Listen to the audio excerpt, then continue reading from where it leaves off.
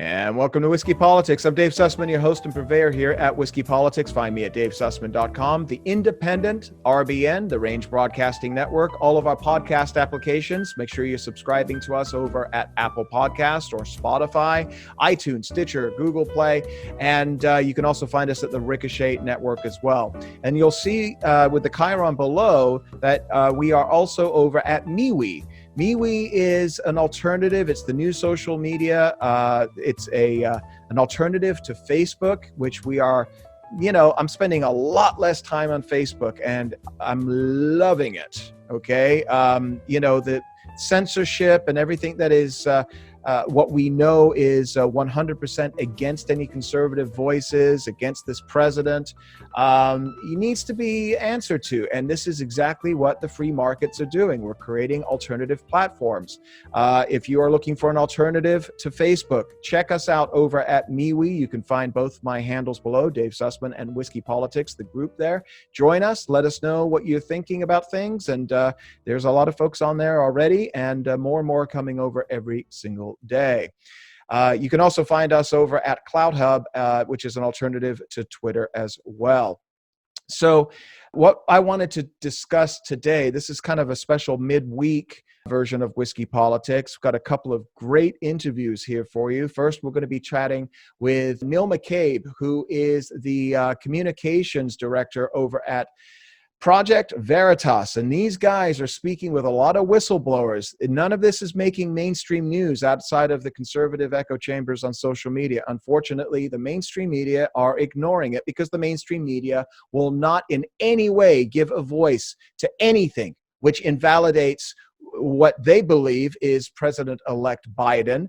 You must shut up, you must take it, you must accept it because we deemed it as truth. And then we'll be bringing Dr. Tom Borelli back on the show. You remember Tom. The timestamp below will tell you exactly where he is in this episode. And we're going to be talking about a whole bunch of issues going on in Georgia and Nevada and what Sidney Powell is talking about. You know, Sidney Powell, former federal prosecutor, as far as what she has found out about Dominion software systems and some of the major glitches. And, let's call them what they are. They're not glitches, folks. I think this is algorithms and coding that has absolutely impacted this election. Switched votes in the middle of the night, not by dozens or even hundreds, but in some cases, hundreds of thousands, maybe millions. We're going to be talking about all of this and a whole bunch more. What's going on with the tech titans. Today, whenever you see this, today we had Jack Dorsey and Mark Zuckerberg coming back to the Senate. They're taking questions. And are they going to be making any changes? I don't think so. We need to move away from these guys. As I said, find us on MeWe. Twitter I'm spending less time on Twitter. It's still a good place to read a lot of different journalists. So I don't think it's ever going to go away wholesale. But, we got to rely on these people less. And we got to support new media. We got to support places like Newsmax, where Tom Borelli's, he's a contributor as well. And listen, if you're watching this and you're over at Newsmax as well, Whiskey Politics could also find another platform there very happily. Let us know. Give us a phone call. But first, we want to bring on Neil McCabe over at Project Veritas. We're delighted to welcome Neil McCabe, who was the D.C. bureau chief, as well as an investigative reporter at One America News, a political reporter at Breitbart, and now the communications director at Project Veritas, which investigates and exposes corruption and has made a lot of news over the years with hidden video showing dishonesty, self-dealing, waste, fraud, and other misconduct in both private and public institutions, including the tech titans like Twitter, Google, and right now, with whistleblowers providing testimony about ballot fraud in our election. Welcome, Neil. How are you? Hey, fantastic, Dave. It's quite a list of what Project Veritas and the Project Veritas Action Fund have done over the last 10 years, and we're just getting better. And we're very excited about the election because it gives us an opportunity during these times to sort of flex a little bit and show what we're capable of. Well, we've had James on. We're delighted to have you on as well. Now, one of the things that's making a lot of news, at least online right now, we're not seeing much of this in the mainstream media, and I want to talk with you about that in just a moment. But you've been releasing some videos of anonymous USPS whistleblowers who apparently are claiming that their higher-ups told them that they need to discard pro-Trump and pro-Republican mail. Yeah, let me just tease it out a little bit. There was a post office whistleblower in Elkins Park, Pennsylvania, who told us that a few days after the election, the supervisor at the post office told the mail carriers that all political mail associated with Trump and anyone else would be treated as bulk mail, but all the mail associated with Biden would be treated as first class mail, because Biden was, quote, the winner, unquote. Now, just to back up, going into the election, the post office has a policy of treating all bulk mail, these mass mailings, these postcards and brochures and things that you get in the mail from different candidates and campaigns. That's bulk mail. And before going into an election, all of that bulk mail is treated as first class, which means you make an extra effort to make sure that it gets to the person it's addressed to. It means that you'll do a return to sender. It means that you'll bring it, if it's undeliverable, or like you'll bring it back to the post office after your route, and you'll try to look up that person's new address. You're supposed to make that extra effort, which is why we pay for first class mail, different from other mail. The way he said it is that bulk mail in normal circumstances is just trash, right? So it's just like you give it a shot. If the guy's not there, whatever. And so what happened is, after the election, Biden's mail, or the Biden campaign's mail, was continued to be treated as first class because he was the winner, but everyone else reverted to bulk. And so there it is. So this is a whistleblower. He is a USPS worker, and I guess he signed an affidavit. Is that correct? That's another guy. That's another guy. You've got a lot of these guys. There's a lot of post office guys. I think the most prominent is a guy named Richard Hopkins from Pennsylvania. We had two whistleblowers in Traverse City, Michigan, who told us that they were instructed to collect late ballots. This is after election day. And whenever they got these late ballots, they were to bring them to the post office and put them in a very specific bin. And then that bin would be emptied so that overnight postal clerks could hand postmark those late ballots for November 3rd, which is election day. Now, Hopkins heard our story about what these guys in Michigan were saying. And he came forward to us, and he said that while he was sort of gathering his mail to go out on his route, he's a mail carrier. This is the morning of November 5th. He overheard the postmaster grab a supervisor and tell the supervisor that he messed up. And so he was kind of like half listening. They couldn't really see him because he was sorting the mail by his bins. But when he heard messed up, he kind of peaked his ears a little bit. And he's like, all right, what did he mess up about? And the postmaster said, you messed up because you postmarked a late ballot for November 4th when all late ballots are supposed to be postmarked for November 3rd. Now, Hopkins felt that he couldn't go to the post office with this story. He felt he couldn't go to mainstream media with this story, so he came to Project Veritas. Initially, we did a recorded video phone call with him, and we blurred his face and we disguised his voice. But the next day, he decided, whatever, I'll just come forward. And he basically said, you can use my name, you can use my face, I stand by my story. Friday of that week, so that would have been what, the 9th, election day Friday, a postmaster inspector or investigator came and talked to him.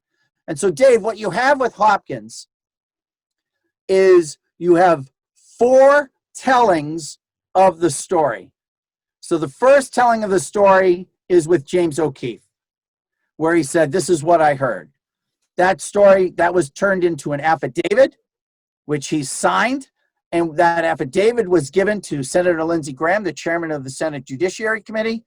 And Senator Graham said that this affidavit would be part of his own investigation by the Senate Judiciary Committee into election irregularities. That's one telling. The second telling is that following Friday. The Friday after the election, he spoke with a man named Chris Klein, who's a post office investigator. Monday, he comes into the office, and there's a new guy who was sent from New York City who says he works for the Office of Inspector General for the post office. His name is Russell Strasser, and he pulls Hopkins into the room and for more than 2 hours works him over with what could only be described as an interrogation. And this is the third telling of the story. And before I go on, Dave, have you listened to any of that interrogation with Hopkins and Strasser? I've seen the Project Veritas videos. Yeah, and it's pretty brutal. And Yeah. They worked him over pretty good.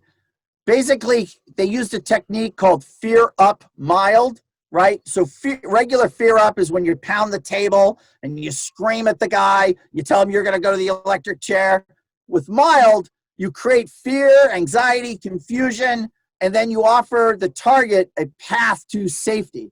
Yeah. In this case, the path to safety was the update. We're going to update your statement. And so basically, this guy Strasser works with Hopkins to update his statement so that Strasser says, this is the only way I can protect you from being accused of all of these things. Hopkins says, can I have a copy of my statement? Strasser says, no, this goes into the case file. It's not public. He says, this is part of an ongoing investigation. Nobody gets this statement. And the next day, so that would be Tuesday, House Democrats tweet out that Hopkins has recanted his statement. Yeah. Washington Post, based on what investigators, and we can only assume that it was Strasser, told the Washington Post that Hopkins admitted that he fabricated his statement. And then you have the fourth telling of this story is when Hopkins sits down with James O'Keefe and says, I was misled. They played me. I didn't know I didn't understand what was going on. And what's interesting, there's a lot of interesting, but what's interesting to me personally is that before that morning when Strasser showed up, Dave, Hopkins was wearing a wire because he was afraid that, or concerned that the supervisors were going to harass him.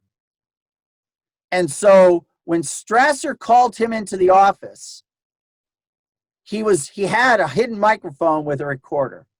And that's why we have the 2 hours of him being worked over.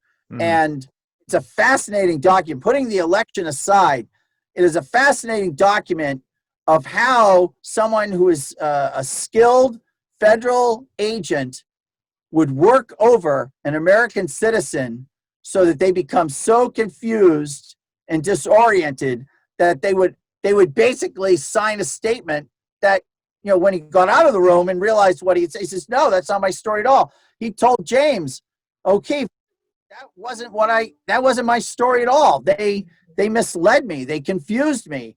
And frankly, if I was in the room for those 2 hours or 3 hours, if Russell Strasser had told me I was a rabbit, I would have told him, I would have said, hey, can I have a carrot? Like it's really some brutal stuff. It's a lot. We posted the 2 hours unedited audio of 2 hours of unedited audio. And I commend anybody who's interested in listening to somebody get worked over. What a real federal interrogation is like. They should check it out. Now, Neil, the media has not reported his recantment. I mean, they didn't report that he came out and say, yeah, no, that's not what happened. I didn't recant. And so as it stands right now, the media believes that this was nothing more than just, I don't know what they think this situation is. Maybe it's just some mischievousness, by a Trump supporter at the USPS, but he's been suspended without pay, correct? As well as others? Right. So one of the things that Strasser did was he says, well, you set up a GoFundMe page with $130,000 in it. And of course, that FundMe page was shut down and he never saw a dime of it. But what Strasser said to him was that your statement has a lot of assumptions and interpretation. I'm calling it assumptions, but they're going to call it deception. And if you raise that money with deception, you're going to be in trouble. And this is how I'm going to protect you. And so you hear this on the tape. The mainstream media, the Washington Post, the New York Times, it is in their interest to portray Hopkins as having made up this story and admitting that he made the whole thing up. Nowhere on this tape does he say, I made it up. Nowhere on this tape does he say, I'm recanting. Do you believe, Neil, going along? Yeah. Do you believe, Neil, that there was a systemic effort in the USPS that was ordered by higher ups to manipulate the delivery of mail? This is what I believe. And, speaking for myself, not necessarily for Project Veritas, I believe that orders came down from someone that late ballots should be postmarked November 3rd. And so it's odd that people in Michigan, Traverse City, Michigan, 2 mail carriers would tell us one story and that Hopkins would then say, hey, the same thing happened in Erie, Pennsylvania. Yeah. And so that's not enough data to establish a conspiracy or a pattern. That's not enough. And that's part of the reason why we offered a $25,000 reward to anybody who can give us information about election, voter, or ballot irregularities or fraud, that if your information leads to a Project Veritas story being posted, we'll give you $25,000. And we're reaching out to post office insiders and whistleblowers. Hopkins has raised now, we got a new page for him, and that's now 233. Yeah, exactly. And I think the Washington Times just wrote about that. So that's not our business. We don't tell people work with us and you'll make money. Yeah.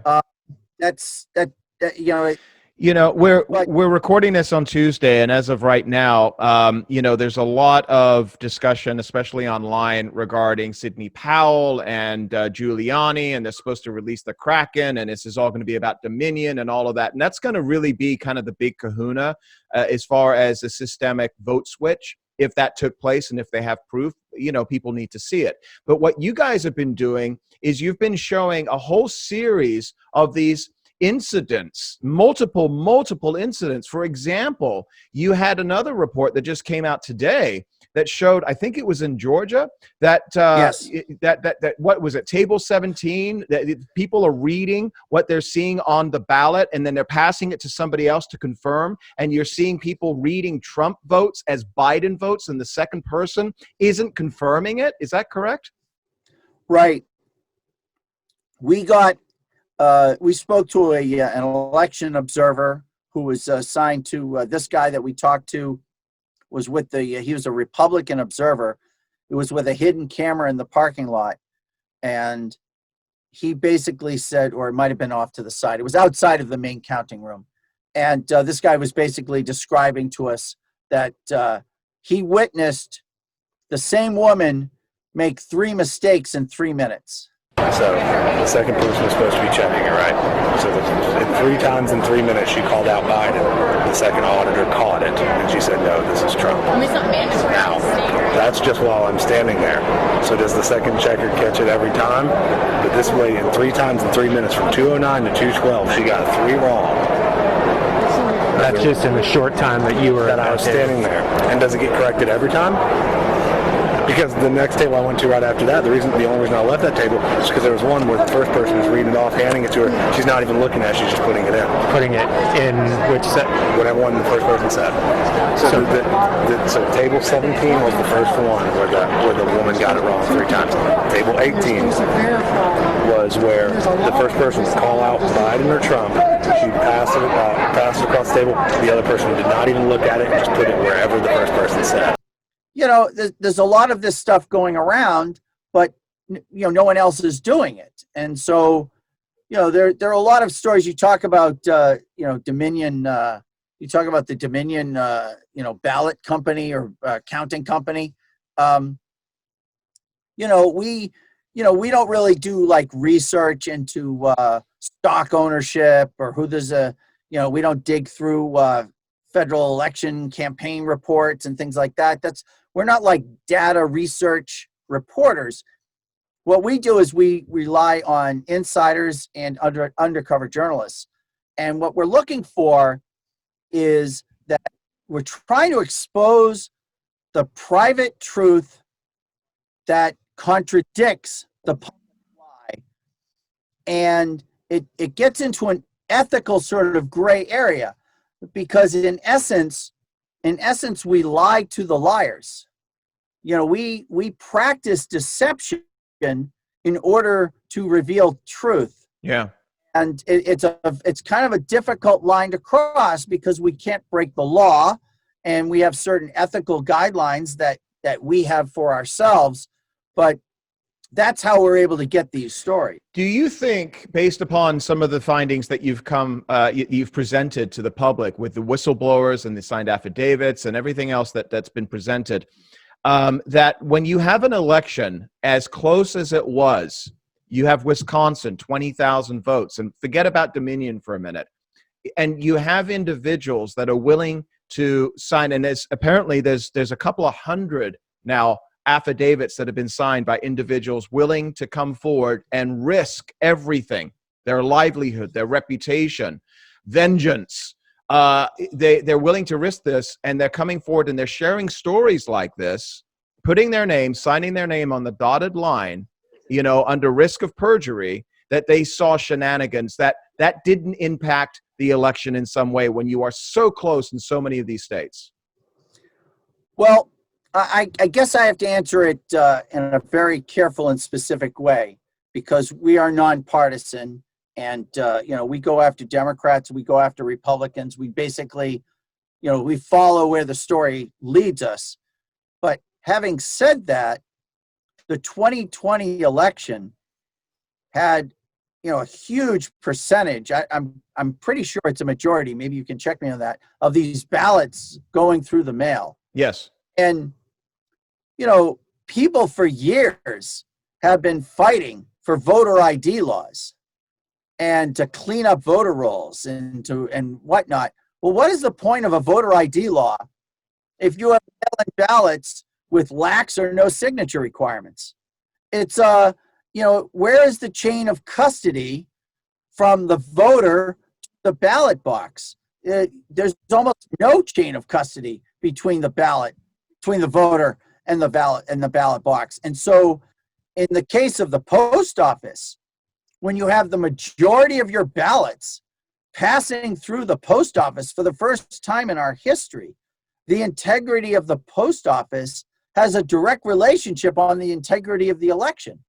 And so when you ask questions about how the post office is handling things or whether or not they're backdating postmarks on late ballots so that they could be possibly slipped into a recount, that doesn't mean you're a traitor. That doesn't mean you're some troublemaker. That means you're an active citizen who is watching what's going on and you have questions. These are the questions. A normal person should have a curiosity about what is going on at the post office handling all these ballots. Neil, last question for you. Sure. We've had James on before, and they've made a lot of news having I guess, hidden camera and investigative reporters getting people on tape over at Google and at Twitter and Facebook, talking about all of the different ways that they manipulate the news feed and they manipulate the news that people get. It looks and it sounds that most conservatives believe that conservatives have been suppressed, many of them over the years. Heck, even James O'Keefe doesn't even have a blue badge, you know, and he's quite famous. So talk a little bit about what we're seeing currently today. Again, this is being recorded on Tuesday. We've got Jack Dorsey that is now taking questions again from the Senate. Regarding 230 and Twitter shadow banning conservatives and suppressing free speech.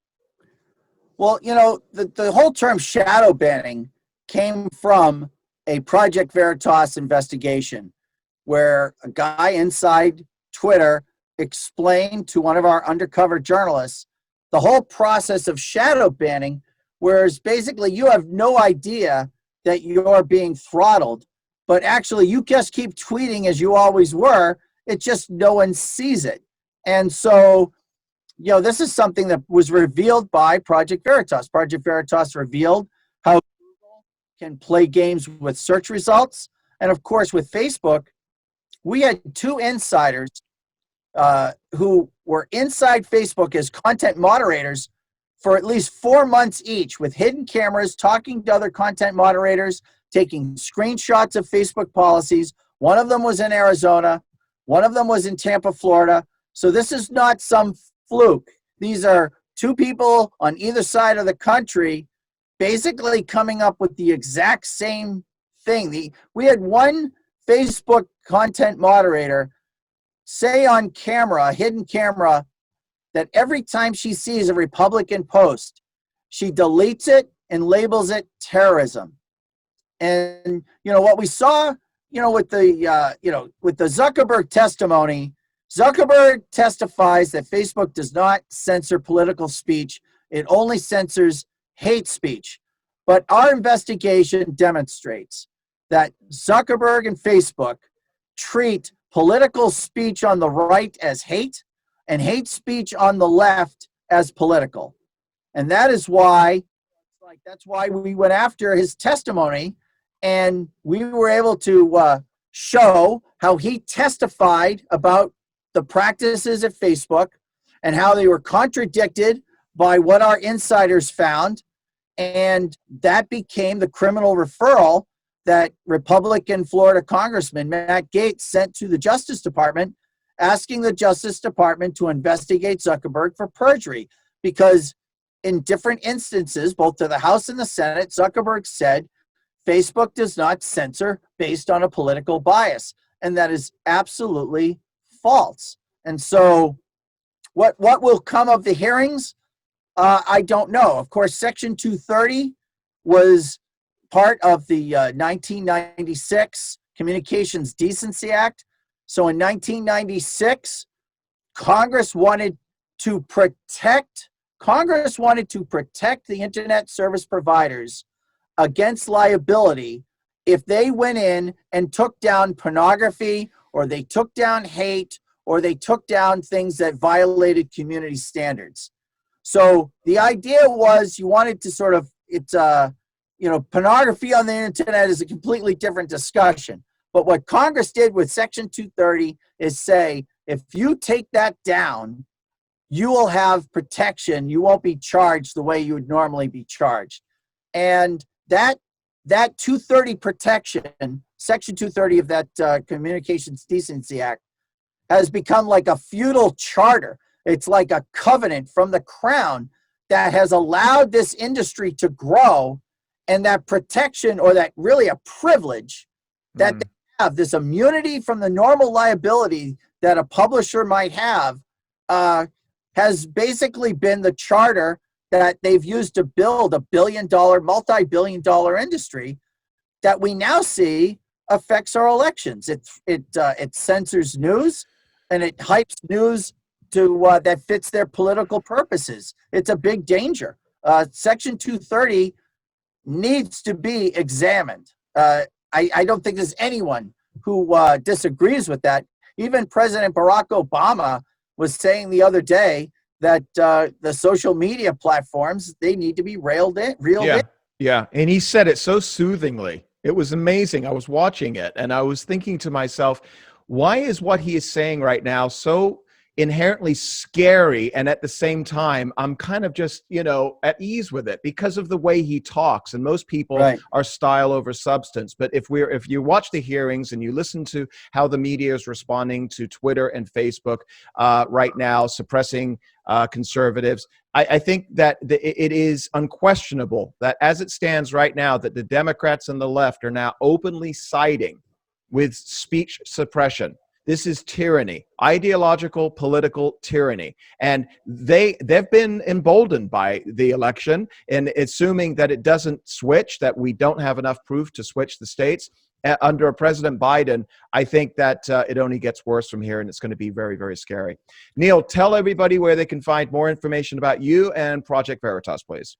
Yeah, please go to projectveritas.com where we post all our articles, all of our videos. You can find biography of James O'Keefe, some of our past stuff going through the years. We go through our legal victories. There's a whole sort of basket of fantastic content that you can go to. And also, if you have something that we should know about, email us at veritastips@protonmail.com. Yeah.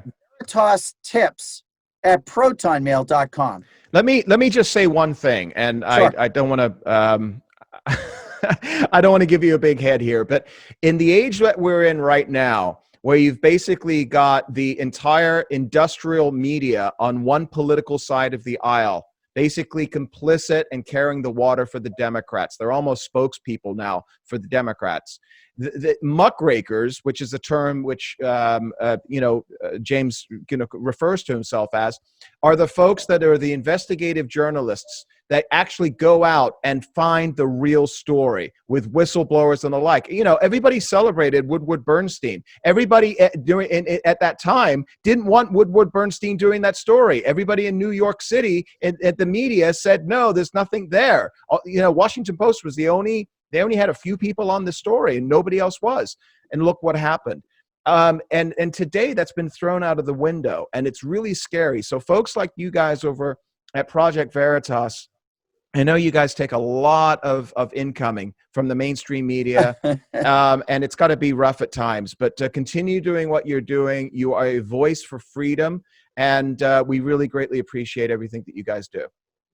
Dave, I really appreciate the opportunity to be on with you. Thank you very much. Thanks, Neil. We'll have you back on again down the road. Cheers. Cool. Thanks, Neil. And yes, everybody should be checking out Project Veritas. Find them over at, all of your social media applications.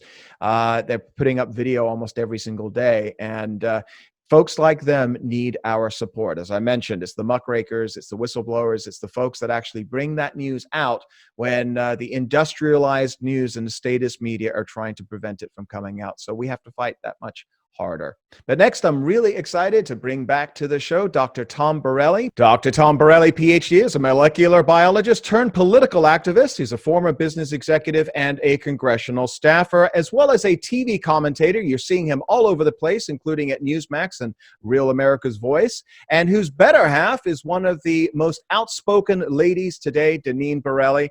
Welcome back to the show, Tom. How are you? Hey, Dave. Great to be back with you. Thanks for joining us. You always have such a wide, varied opinion on so many different issues. You really do cover the gamut, but right now we are talking about voter fraud and potentially systemic voter fraud, especially when we're talking about Dominion software counting systems. Give us kind of an overview from a macro perspective, what your thoughts are on what we're seeing so far. Well, Dave, yeah, I really do think something really fishy went on with respect to this election, because I was doing election night coverage, and to me, it really felt like it was 2016 again, all happening all over again. Because at one point, President Trump had won Florida, he won convincingly, he won Ohio, and then all of a sudden, the big numbers start ratcheting up there in Wisconsin, Michigan, and Pennsylvania. So he was way ahead. And in fact, another little anecdote, the betting groups out there initially, they were very much against President Trump. And around that time, after Florida and Ohio, all of a sudden they totally flipped, and all the odds went to President Trump was going to win. Then we go to bed, we'll wake up, and all of a sudden all the votes changed in those really key battleground states in the Midwest. So I really think something went on. And, we just really have to wait to see until the president's team really gets all the evidence together. But it really didn't strike me as a regular, normal election. When we're talking about the vote stopping in the middle of the night, and it stopped in Wisconsin, it stopped in Michigan, as well as other states, maybe Georgia and Pennsylvania as well. And as you correctly stated, they all came back on, they switched over. Now, West Coast, I was up all night, so I saw that live. But the fact is that this is something that we've seen, according to Sidney Powell, former federal prosecutor who's really leading the charge on this issue, is that is something that isn't unique to 2020, that we've seen that in Venezuela and other countries around the world where software can be manipulated and hacked into, where they turn it off and turn it back on, and all of a sudden you've got a lump sum number of votes for one candidate that weren't there when the machines turned off. Do you think for a moment that is what took place here? And if so, how do we prove it? Well, Dave, that's a great question. And I do think something really fishy again went on there because of the flips and the votes. And there are some videos where you actually see the exact number of votes went from President Trump went to Biden, the same number. So it really does look really odd to me, and I do have a lot of faith and belief in Sidney Powell. She's a very good lawyer. She wouldn't be doing this if she thought that there wasn't a there. And I think they're just trying to get affidavits. I think they're working with computer people really to nail that aspect down, because that would be the biggest sweep and the simplest explanation that went on.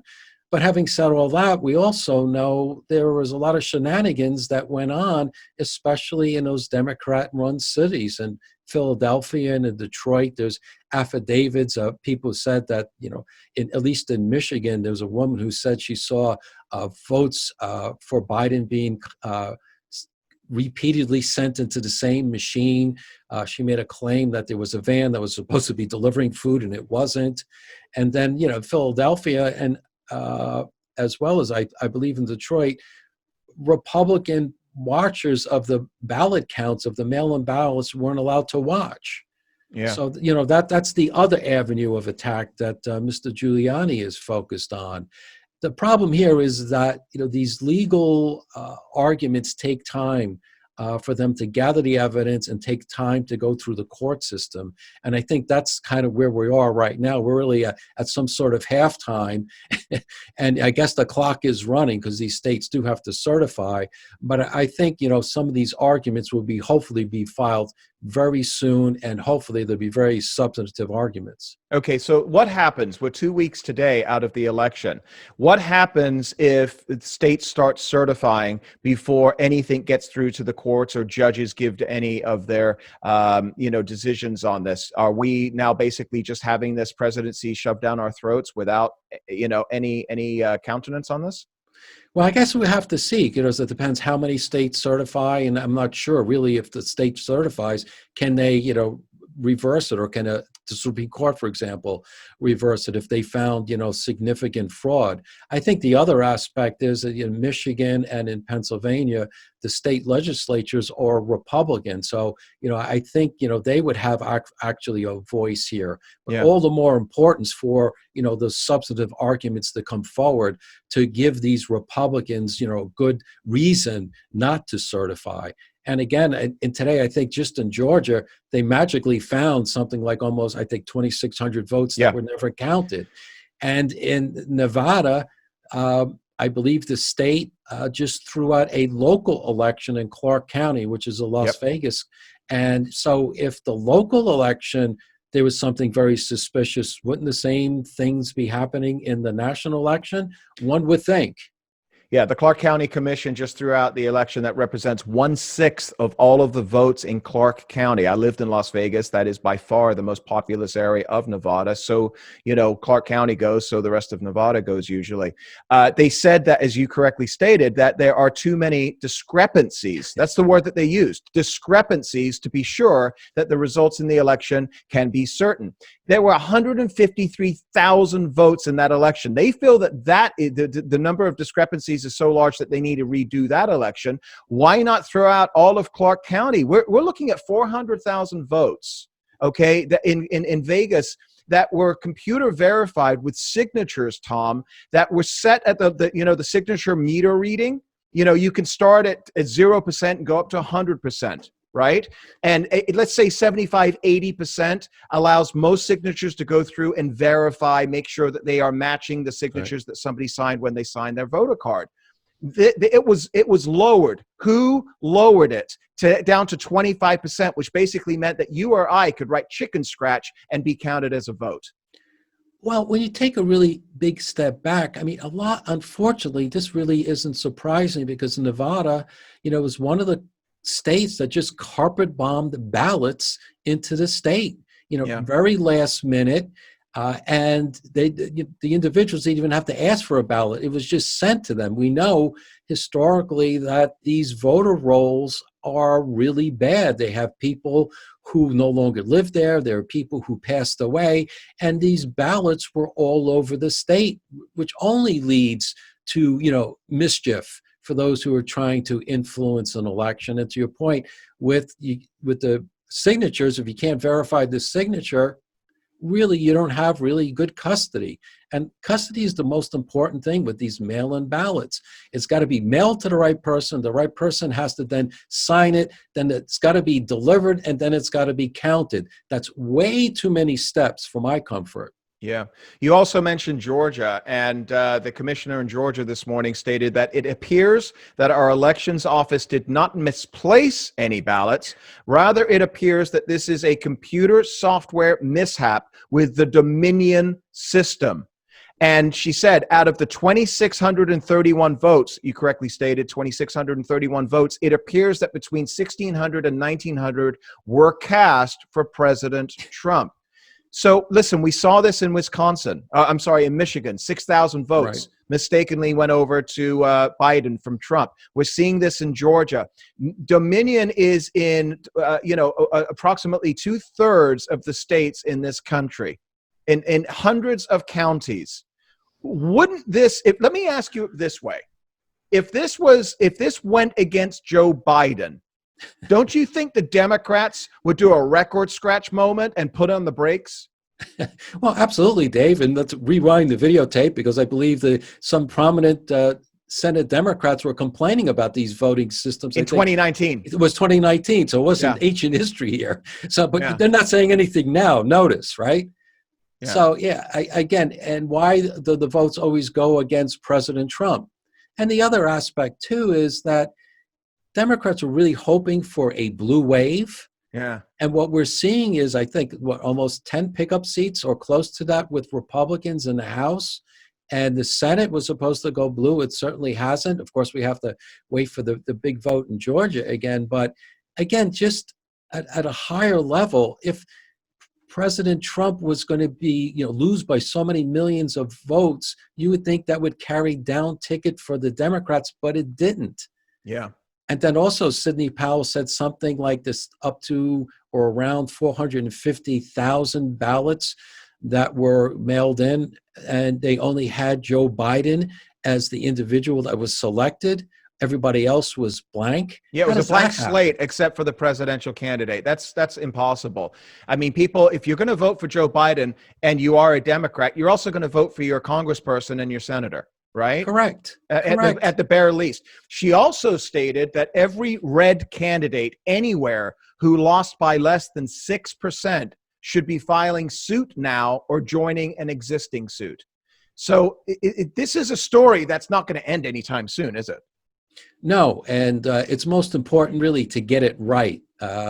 Look, the clock's important, but the American people have to be assured that the foundation of our Democrat elections, it needs to be sound, it needs to be solid, and it needs to be believed. Yeah. Because you could just imagine what 70 million Americans have voted for President Trump, around that number, what they feel like when they see all these accusations and all these strange occurrences happening, really lose, confidence in our voting system. I mean, that's horrible for our country going forward. I think it's losing confidence in integrity of the vote, which is our democracy. It's our republic. I think when that's done.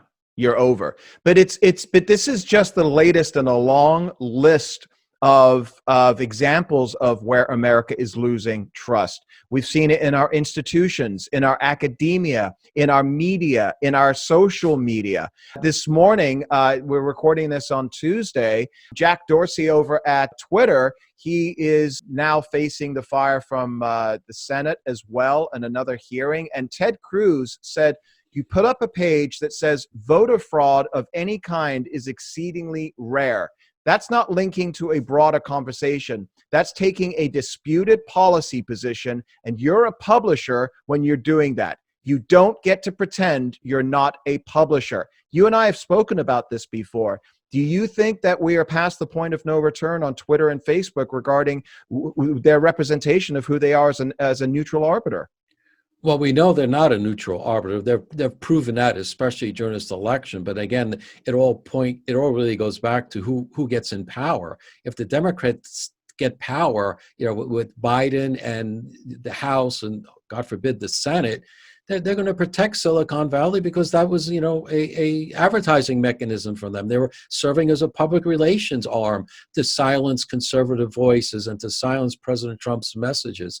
So that's why this election is so important, because, it's interesting is that, one thing President Trump has always done is really exposed how bad some of our systems are. We knew there was a deep state. We didn't know it was that deep before President Trump. Yeah. We knew that there was a media that was completely biased to the left. We had no idea to what degree. And now we're seeing President Trump really by default is exposing problems, huge problems in the way these votes are being cast, collected, and counted. And a lot of Americans weren't aware just how bad that was. And, I threw out this anecdote last week is that, when Romney lost to former President Obama in 2012, there was an area in Philadelphia where Romney got 0 votes. Yep. How does that happen? I've mentioned that several times on the show. Listeners will remember that over the past few weeks. Secondly, another thing regarding that particular vote in 2012, I thought Romney was going to win. I wish I had my vote back now for Romney, but in retrospect. But in 2012, as conservatives, Tom, you, Deneen, I, and others, we dusted ourselves off, obviously disappointed, and we went on with our lives. In 2016, the Democrats never got over the election of Donald Trump. And what we saw for 4 years, and you and I have spoken about this many times on air, is obviously the Russian collusion narrative, Ukraine, impeachment, 25th Amendment, all of the other things as well.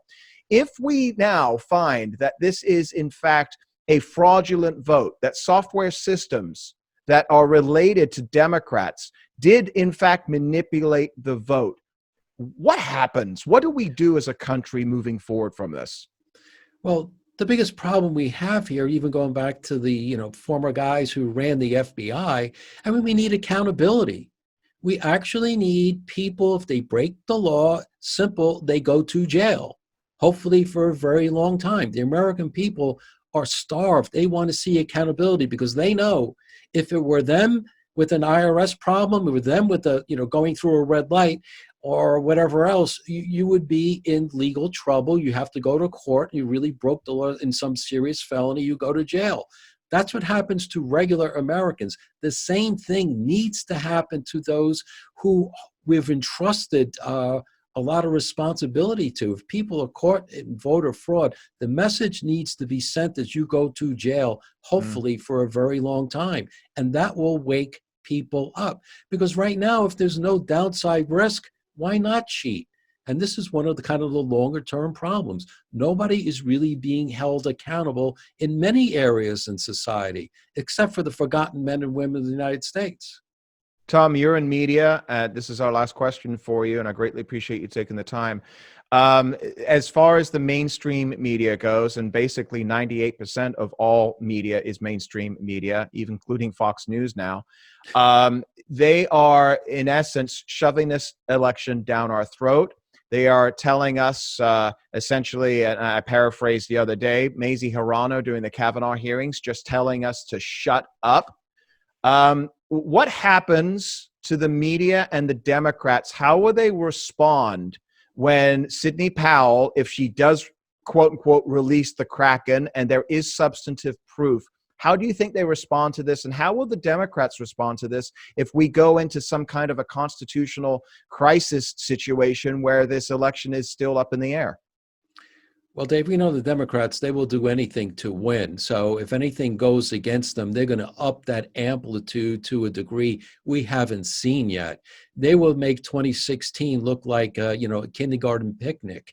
They will just go completely crazy. And I would expect, unfortunately, I would expect to see people in the streets protesting, rioting, the usual suspects. And I wouldn't expect the Democrats, like ever, they never really call those types of people out.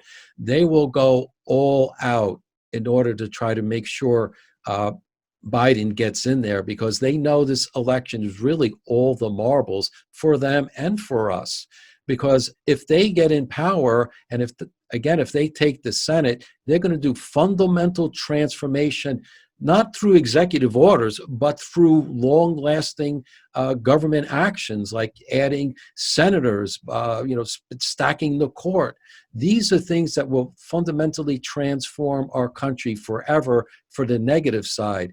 If they lose, they're going to lose that opportunity. And one final point, Democrats, when you really boil it down, they're really desperate because they know they've lost their normal coalition. More blacks voted for President Trump than for a Republican in recent memory. A lot of Hispanics voted for President Trump. They lost part of the minority community. They lost the blue-collar worker, the union worker, because they're really siding with environmentalists rather than the hardworking Americans. So this election is really for the biggest stakes I've ever seen. Do you have one more minute? Because I'd love to get your a response to this, because you just opened up another issue, which I think is massive. It's huge. It's a tectonic shift that we saw over a doubling of black votes for Trump from 2016. Hispanics is in the 40% range. Women came out and voted for Trump. And while the narrative has been for the past 4 years that Trump is losing suburban women, do you think that more people, as uncomfortable as many are with Trump's quote unquote behavior, they like his policies, migrated over to Trump because they are more scared of what they're seeing from the left right now? Oh, absolutely. They know the left and the Democrats will always overreach. And we see this with, what Representative Ocasio-Cortez has said, Senator Bernie Sanders. Let's not forget, Senator Kamala Harris. She's the most liberal senator in that body. So, it's a big issue out there for sure. Wow.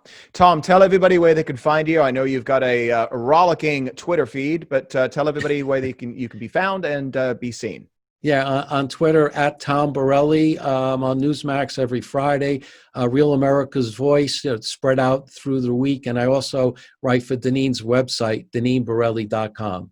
Okay. Well, tell Deneen that we all said hi here at Whiskey Politics. And Tom, let's not make it so long before we have you back on again. Looking forward to it. Take care, Dave. You too. Thanks, Tom. Cheers. Thanks, Tom. And also thanks to Neil McCabe.